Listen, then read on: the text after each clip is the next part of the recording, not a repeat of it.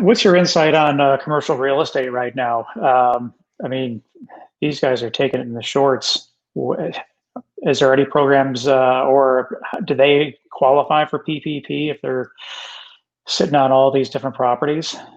The only way that they could apply and qualify for PPP, but it's going to be driven by the number of employees.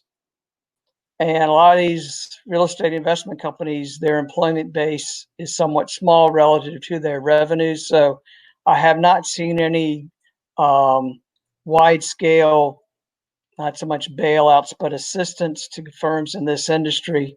I think a lot of the companies are going to either their bondholders or their banks and saying, you either got to help us or we'll hand you the keys. But there's still some fundamental shifts out there that are never going to change or never going to recover from.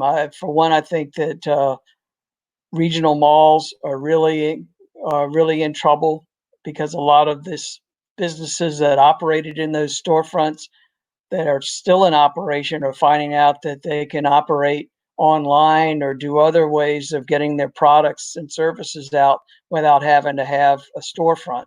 So I think there's going to be some real, and also office business owners are realizing I can have more of my staff work from home at least part time. I don't need all this space, office space.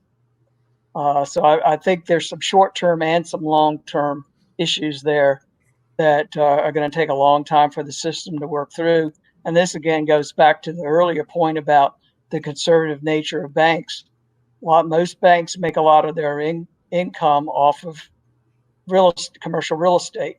And if that market suffers, and it is suffering, and probably will for a while, then banks are going to go, well, we've got to pull in our horns and be more conservative than we have been because these losses in this other area.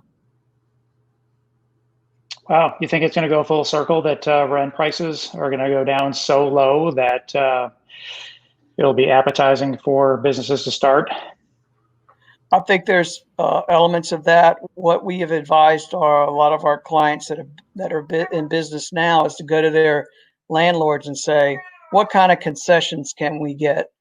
We've got several malls in the area that either shut down completely or reduce their hours significantly. And some of my clients are going to their landlords, I can't pay you 100% of the rent because you're only open 50% of the time.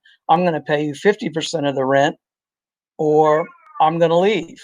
And so it's kind of rare, but a lot of tenants are able to win concessions, at least short term, from landlords that they couldn't normally get.